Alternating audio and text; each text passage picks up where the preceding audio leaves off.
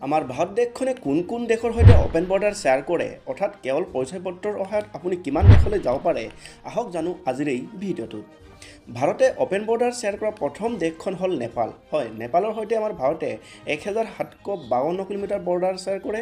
যদি আপুনি নেপাল যাব বিচাৰে তেন্তে তাত যাবলৈ আপোনাক পাছপৰ্ট নালাগে ইয়াত যাবলৈ আপোনাৰ ভাৰতীয় ভোটাৰ কাৰ্ডখন থাকিলেই হ'ল আচলতে এয়া সম্ভৱ হোৱাৰ কাৰণটো হ'ল ভাৰত আৰু নেপালৰ ফ্ৰেণ্ডশ্বিপ চুক্তি যিটো 1950 চনত স্বাক্ষৰিত কৰা হৈছিল আৰু এই সময়ত ভাৰতৰ প্ৰধানমন্ত্ৰী আছিল জৱাহৰলাল নেহেৰু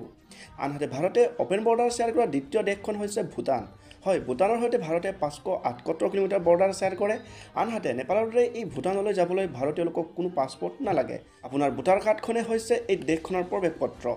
আনহাতে ভাৰত আৰু ভূটানৰ মাজত কোনো পাছপৰ্ট নোহোৱাকৈ অহা যোৱা কৰিব পৰা এই কাৰণটো হৈছে 1949 চনত স্বাক্ষৰিত হোৱা ভাৰত ভূটানৰ ফ্ৰেণ্ডশ্বিপ চুক্তি